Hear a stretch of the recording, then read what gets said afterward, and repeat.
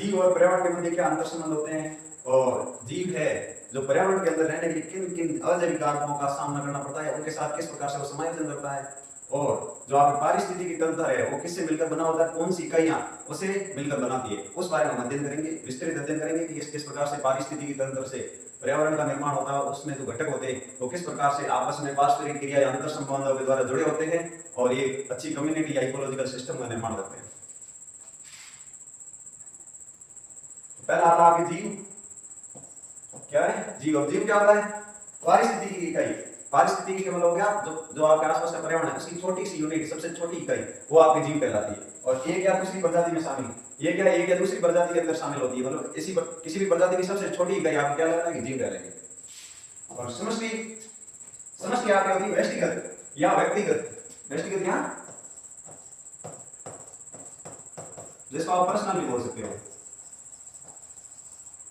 Personal व्यक्तियों का समूह, एक जैसे व्यक्तियों का समूह समष्टि कहलाएगा। आपके समान प्रजातियों से संबंधित, हिरण की अपनी अलग प्रजातियां, हाथी की अलग प्रजातियां, अपनी समान प्रजातियों से संबंधित समूह को क्या कहेंगे आप? या ग्रुप, उसको क्या कहेंगे?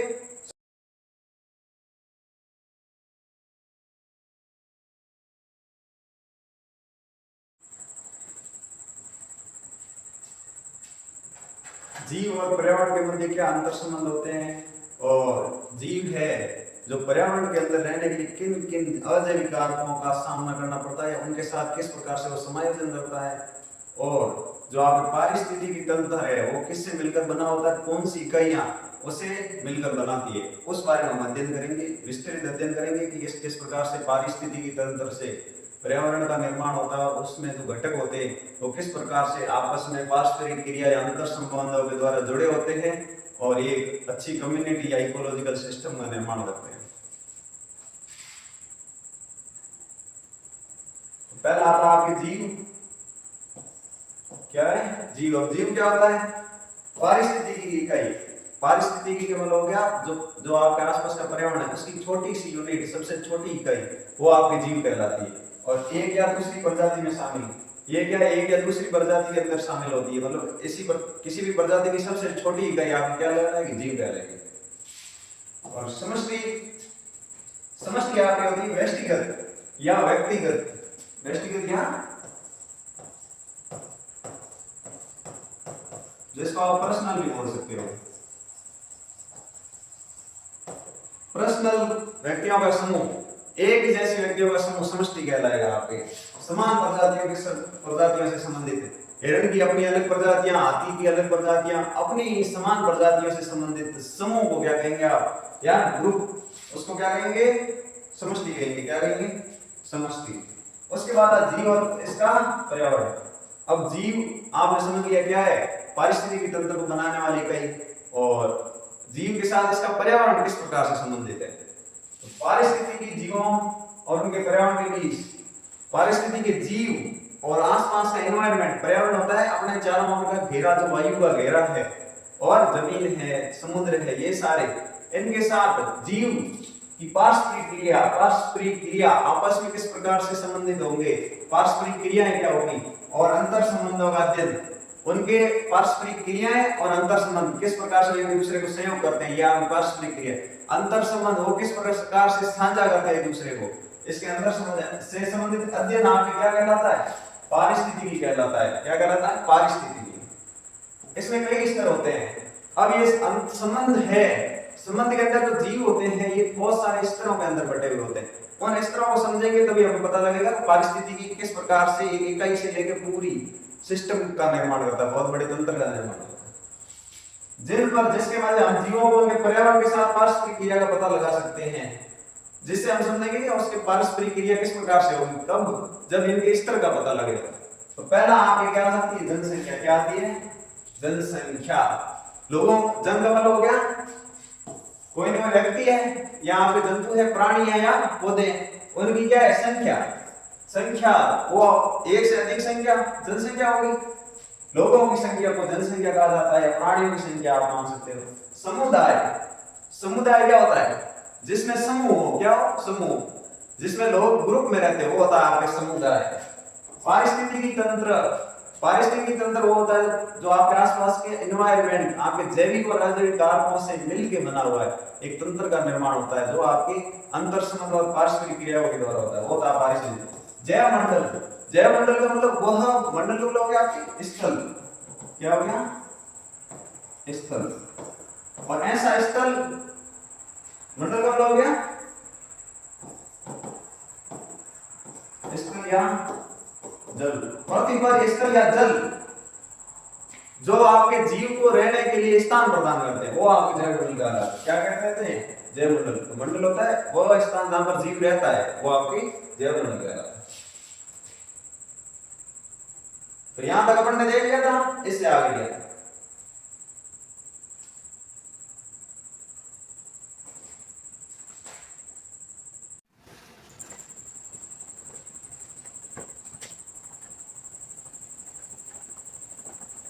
तो हमने एक जीव पढ़ लिया और पर्यावरण जो किसके पारिस्थितिकी की इकाई है, और एक समूह का निर्माण व्यक्तिगत लोगों के समूह है।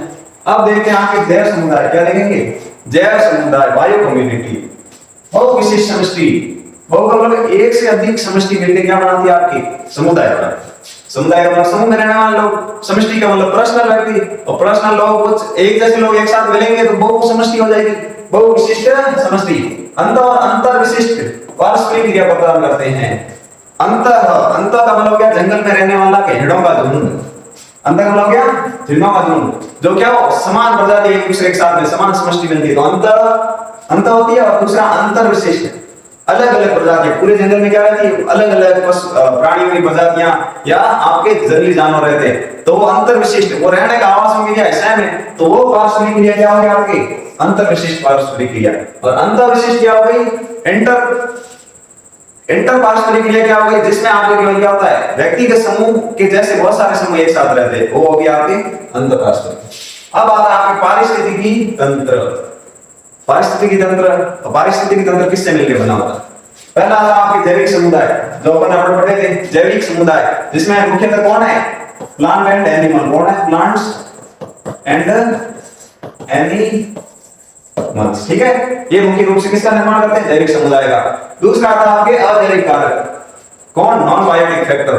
नॉन बायोटिक फैक्टर क्या आता है आपके जो आपके आसपास जिसमें जीवन नहीं पाया जाता, लाइफ नहीं पाई जाती। तो पहला आ गया सोइल, क्या आ गया सोइल आ गया, वाटर हो गया, ठीक है। उसके बाद एयर हो गई, क्या हो गई एयर हो गई।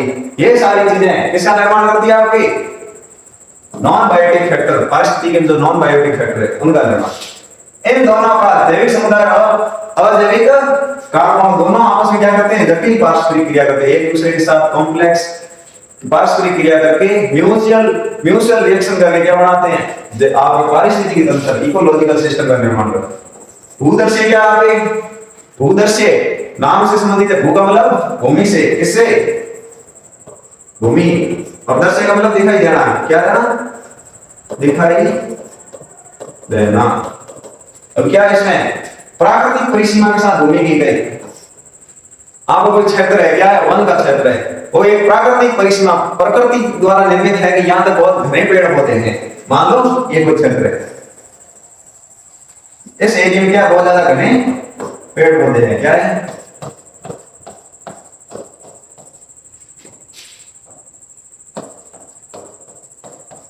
तो ये एक सीमा निर्धारित कर रहा है, क्या कर रहा है इस प्रकार की एक सीमा निर्धारित कर रहा है, जिसको आप क्या कह सकते हो परिसीमा। और कौन निर्धारित करता है प्रकृति जो परिसीमा निर्धारित करती है उसके साथ भूमि की इकाई, ये एक बड़ी सी भूमि है इस तरफ आगे, इसकी एक छोटी सी इकाई क्या कहलाएंगे आपकी भूदर्शीय। मोज़ेक पैच क्या होते हैं, मोज़ेक पैच किसी से संबंधित होते हैं, अपन आगे देखेंगे। अब जीवोम क्या होता है, इसको इंग्लिश में क्या कहते हैं बायो कहते हैं, क्या कहते हैं बायो, बड़ी क्षेत्रीय इकाई, बहुत लार्ज एरिया यूनिट, बहुत बड़े एरिया की यूनिट्स आप क्या कहलाती है बायो।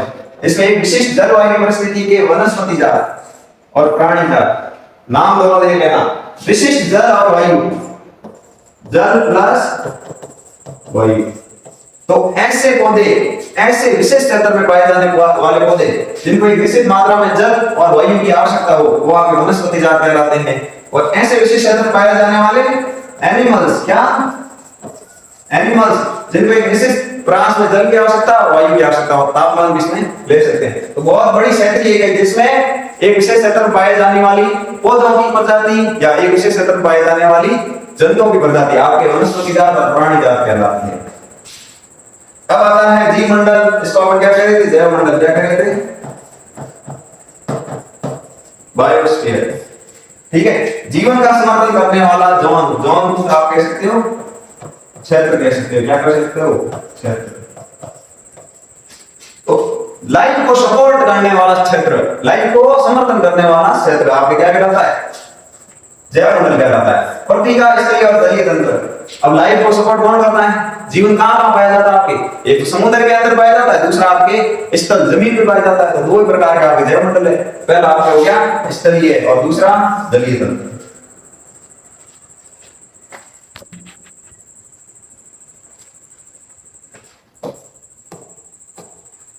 तो अपन ने देख लिया था कि जो पारिस्थितिकी तंत्र है उसके मुख्य जो स्तर है वो क्या क्या होते हैं। ठीक है, जिसमें होता है आपके समष्टि होता है, समष्टि मिलकर आपके वायु का जिसका निर्माण करती है, जैविक समुदाय का निर्माण करती है, और वायु होता है, और फिर होता है आपके जैव मंडल। अब आगे देखते हैं पारिस्थितिकी को समझने के लिए कोशिश करती है कि विभिन्न जीव अपने अस्तित्व और प्रजनन के संदर्भ में आसपास के वातावरण के लिए किससे अनुकूलित होते हैं। पहला नाम है आपका अस्तित्व में बने रहने के लिए, और दूसरा जनन की प्रक्रिया। दोनों के लिए किस प्रकार से अनुकूलित रहेंगे ताकि क्या हो? निरंतर प्रकृति में बने रहे। वर्षा या वर्षण, ताप परिसर, मृदा की प्रकृति। आपकी जो वर्षा होती है वो तापमान, मृदा की प्रकृति का मतलब हो गया मृदा में पीएच की मात्रा कितनी है, लवण की मात्रा कितनी है, और वो सारे जो आपके प्राकृतिक अवरोध है, भूकंप हो गया, बाढ़ हो गया, ये सारे। अक्षांश, क्षमता, जीवों की प्रकृति, जीवों में कहां पाया जा रहा है, जो आपके वनस्पति जात और प्राणी जात होते हैं, और सीमा का निर्धारण करते हैं। ये सारे जीव किसी भी प्रजाति को अस्तित्व में बढ़ाने और प्रजनन की जो क्षमता है या बनाए रखने की है, उसमें क्या करते हैं? आपके सीमा का निर्धारण करते हैं। किस सीमा में प्रजनन की क्षमता रहेगी या नहीं रहेगी, उसको इफेक्ट भी करते हैं या उसको सपोर्ट भी करते हैं। दो तरीके के।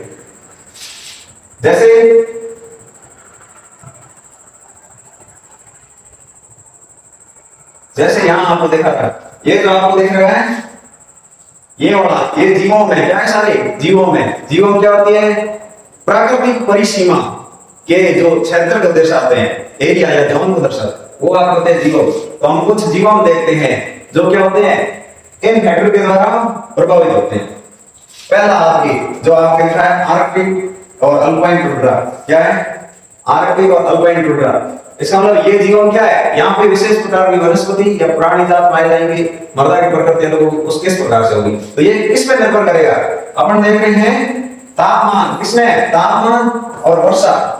तो आर्कटिक और अल्पाइन टुंड्रा जीवों क्या है? जीवों। कितने तापमान और कितनी वर्षा में इस प्रकार के वनस्पति जात पाए जाएंगे? क्या पाएंगे? वनस्पति जात। आपके वर्षा कितनी होनी चाहिए? वर्षा 50 सेंटीमीटर से 150 सेंटीमीटर। जमीन के अंदर कितनी वर्षा चाहिए इस प्रकार के पेड़ों को के लिए? 50 से 150 सेंटीमीटर गहराई तक जो आपके पास है। और तापमान कितना चाहिए आपके? -10 डिग्री से 0 डिग्री तक। तो ये बहुत ठंडे क्षेत्रों में पाए जाने वाले। कहां है? ठंडे क्षेत्रों में। तो इनको बारिश की आवश्यकता भी कम है, और क्या है? तापमान की आवश्यकता भी बहुत कम है। वहां क्या पाए जाएंगे आपके? अल्पाइन, टुंड्रा और आर्कटिक। उसके बाद आप आ जाते हैं, उसके बाद अपना आ जाते हैं शंकुधारी वन। क्या आ जाते हैं? शंकुधारी वन। अब पहले को वर्षा की कितनी आवश्यकता होती है? शंकुधारी आप यहां देख रहे हो 50 सेंटीमीटर जमीन की स्थल की 50 सेंटीमीटर गहराई से आपके 250 mm वर्षा। इतनी वर्षा होगी 250 mm तक जमीन के अंदर पानी क्या हो? सिंचित हो या अवशोषित होगा, मिले। वहां ये क्या कौन से वन पाए जाएंगे? शंकुधारी, कोण के टाइप, इस प्रकार के वृक्ष। ऐसे वृक्ष देखे, इस प्रकार के वृक्ष पाए जाएंगे। इनको बोलते हैं शंकुधारी वन। और इनको भी बहुत कम तापमान, कितना? 0 डिग्री सेल्सियस से 15 डिग्री सेल्सियस तक। कितना? तो ये भी कहां पाए जाते हैं? ठंडे क्षेत्रों में। कहां? Cold area. कहां पाए जाएंगे? कोल्ड एरिया में, ठंडे क्षेत्र में। अब देख लेते हैं तीसरा, शीतोष्ण वन। क्या है यहाँ पे? शीतोष्ण वन।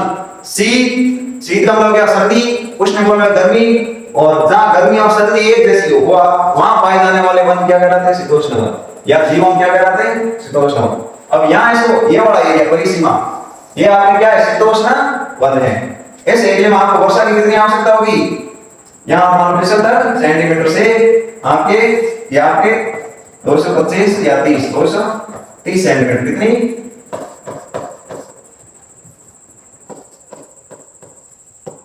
कितनी आवश्यकता होगी इसकी? वर्षा की 230 सेंटीमीटर। और आपके तापमान 10 डिग्री सेल्सियस से कितना? 10 से आपके 23 डिग्री सेल्सियस तक। इस प्रकार का तापमान और वर्षा जहां होती है वहां कौन से वन पाए जाते हैं? शीतोष्ण वन। जहां क्या हो? तापमान हो 25 डिग्री सेल्सियस तक और वर्षा कहां हो? 200 से 250 सेंटीमीटर तक की वर्षा हो, उस प्रकार का वन होगा। उनमें पाए जाने वाले जीवन को क्या कहते हैं? शीतोष्ण वन कहते हैं। अब आ जाते हैं आपके उष्णकटिबंधीय। क्या है? उष्णकटिबंधीय। अब ये क्या होते हैं? उष्णकटिबंधीय वन। उष्ण मतलब गर्मी, ऐसे क्षेत्र जहां का तापमान की अधिकता हो, और तापमान की अधिकता में पाए जाने वाले को बोलते हैं उष्ण। उष्ण मतलब गर्मी, और कटिबंधीय वन मतलब जैसे जीवन जो बहुत ज्यादा गर्मी के अंदर पाए जाते हैं। इनको जल की भी आवश्यकता अधिक होती है। देखो 400 सेंटीमीटर वर्षा की गहराई हो, और तापमान कितना हो आपके? 25 डिग्री सेल्सियस के पास। इस प्रकार की जहां की प्रकृति या पारिस्थितिक तंत्र होगा वहां पाए जाने वाले वनों को क्या कहेंगे? उष्णकटिबंधीय वन, जीव या वायु। उसके बाद आपके आ जाते हैं, ये वाला क्षेत्र आपके क्या हो गया? उष्णकटिबंधीय वन। फिर आ जाते हैं घास के मैदान। क्या है आपके? घास के मैदान। घास के, ये क्षेत्र आपको जो दिख रहा है ये आपका क्या है? घास का मैदान है। यहाँ बहुत घास के मैदानों में वर्षा की क्या होती है? बहुत कम आवश्यकता होती है, पानी की बहुत कम आवश्यकता है। आप देखो यहाँ आपको दिख रहा है 100 सेंटीमीटर, 50 से 100 सेंटीमीटर तक वर्षा, और जो आपके तापमान है वो भी क्या है? 0 से आपके 25 डिग्री सेल्सियस तक तापमान, वहां आपके घास के मैदान पाए जाएंगे। इस प्रकार की जीवन या इस प्रकार की पारिस्थितिक तंत्र में घास के मैदान या घास उग जाती है। और लास्ट है आपका मरुस्थल। क्या है? मरुस्थल। ये मरुस्थल कहां पाया जाएगा? डेजर्ट। डेजर्ट आप ये देख रहे हैं, ये क्या आपके मरुस्थल है पूरा। इसको मरुस्थल में क्या है? पानी की बहुत कमी होती है। जब पानी की कमी होती है वहीं डेजर्ट एरिया होता है, मरुस्थल होता है। पानी कितना है? 0 से आपके 50 सेंटीमीटर गहराई तक है, और तापमान आपके 5 सेंटीमीटर से 20 से 25 के बीच। 25 से अधिक अगर तापमान हो जाता है तो आप यहाँ की वनस्पति जल भी सकती है। तो इस प्रकार से आपके क्या होते हैं? जीवन पाए जाते हैं। तो ये सारे जो ये पौधे हैं आपके जो पाए जाने वाले जीवन हैं, इनकी प्रकृति का निर्धारण कौन कर रहा है? यहाँ पे ये आपकी वर्षा की मात्रा, और दूसरा ताप परिसर। तो ताप परिसर और वर्षा दोनों क्या कर रही है? आपके जीवों की प्रकृति और सीमा का निर्धारण कर रही है, सीमा बढ़ा रही है। यहाँ तक इतनी जब वर्षा होगी और इतनी क्या होगी आपके तापमान होगा, तब इस प्रकार की वनस्पति पाई जाएगी। आपको जैसे ये दिख रहा है अल्पाइन टुंड्रा, यहाँ आपको क्या कम तापमान और कम वर्षा में भी इस प्रकार के वन मिल जाएंगे। दूसरा आपको दिख रहा है शीतोष्ण वन। शीतोष्ण वन कहां पाए जाएंगे? जहां शीत और गर्मी भी हो और अच्छी वर्षा भी हो वहां। फिर आपको ये शंकुधारी दिख रहे हैं बीच में, इनको भी जल की आवश्यकता क्या होती है? ज्यादा, और तापमान कितना चाहिए? 10 से 15 डिग्री सेल्सियस। फिर आपके यहाँ ये वाले उष्णकटिबंधीय। कौन से? उष्णकटिबंधीय। अब ये कहां पाए जाएंगे? इनको जल की सबसे अधिक आवश्यकता होती है, 450 सेंटीमीटर वर्षा, और तापमान भी कितना होना चाहिए? 20 से 25 डिग्री सेल्सियस के बीच। तब जाके ऐसे प्रकार की वनस्पति अपने आप क्या करती? जीवित रह पाती। फिर आ जाता है आपके घास के मैदान। कौन से हैं घास के मैदान? ये वाले घास के मैदान। इनको क्या वर्षा तो कम चाहिए? कितनी चाहिए? 50 से 100 डिग्री, 100 सेंटीमीटर। तापमान क्या चाहिए? 25 डिग्री सेल्सियस अधिक तापमान, और कम तापमान पर भी घास उग जाती है। इनके बीच पूरी क्या पाई जाएगी? घास। 0 डिग्री से नीचे यहाँ घास के मैदान नहीं पाए जाएंगे। केवल कौन से पाए जाएंगे? आर्कटिक और अल्पाइन के वृक्ष। शंकुधारी वन हमेशा 0 डिग्री से ऊपर पाए जाएंगे। तो माइनस का तापमान है, -10 -1, वहां केवल और केवल आर्कटिक और अल्पाइन होता है, जो ध्रुवों पर पाए जाते हैं। जहां सूरज की किरणें कम पड़ती है वहां कौन से वन पाए जाते हैं? आपके अल्पाइन और टूट रहा है वनस्पति। और लास्ट आगे रहेगा मरुस्थल। क्या है? मरुस्थल। ये वाला क्षेत्र है मरुस्थल। जहाँ वर्षा कम होती है वहाँ मरुस्थलीय जमीन हो जाती है और तापमान हमेशा अधिक होता है। तो आप 0 डिग्री यहाँ जाओ 5 सेंटीमीटर से 5 डिग्री सेल्सियस से अगर 25 डिग्री सेल्सियस तक 30 डिग्री सेल्सियस से ऊपर वनस्पति को बहुत सारे प्रयास करने पड़ते हैं जीवित रहने के लिए। इसलिए अगर वनस्पति को लंबे समय तक जीवित रहना है, वहां पर अधिक तापमान या 30 के अंदर अंदर तापमान रहेगा, तब वनस्पति क्या कर पाएगी? आसानी से वर्धित रहेगी और जनन प्रजनन कर पाएगी। क्या कर पाएगी? प्रजनन और अस्तित्व में रह पाएगी। अन्यथा वनस्पति क्या हो सकती है? नष्ट हो सकती है।